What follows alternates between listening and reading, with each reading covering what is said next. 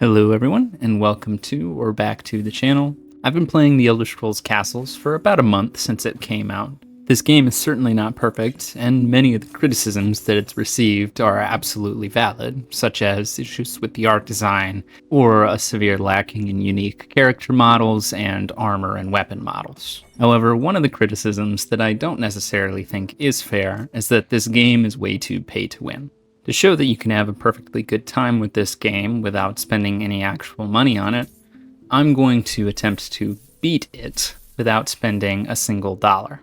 Now, of course, this game doesn't have a definitive ending of sorts, so I'm going to be defining beating the game by completing the following tasks. 3-starring all quests in the game, reaching Dynasty level 100, unlocking the Redguard Castle theme, and having my reign last at least 40 years. 3-starring every quest in the game was the most difficult of these tasks to complete. The way I tried to do this was not by attempting to 3-star every quest as I was going in order, but instead focusing on just completing the quests and progressing forward to get the better loot, and then going back to fill in the stars I was missing later on. The final quest map was definitely a little difficult, but still entirely feasible, even though the level of recommended gear during the final quest map was higher than I actually had access to. I was still able to beat those quests with the help of switching up my teams and trying different methods in order to beat each level. Eventually, I was able to defeat the final fire dragon and get a weapon and robe that would be extremely helpful when I went back to 3-star the rest of them.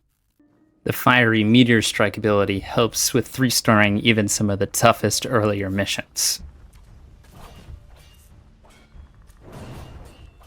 Eventually, after a decent amount of grinding, I was able to go back and 3-star every single mission from the very first to the very last.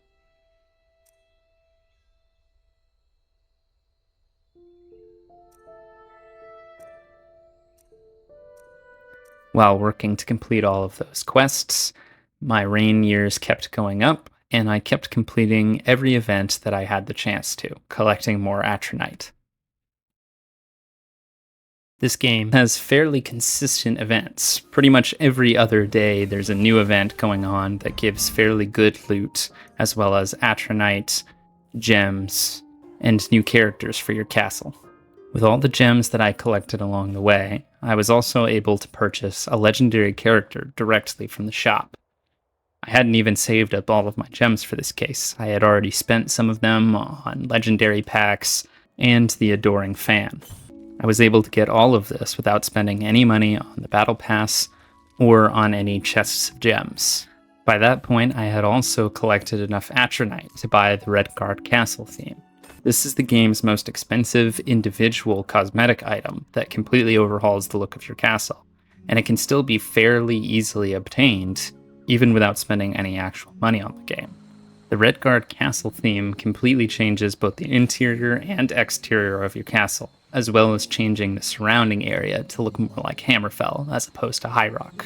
I do hope that Bethesda continues to add more castle themes, such as for Nords or High Elves.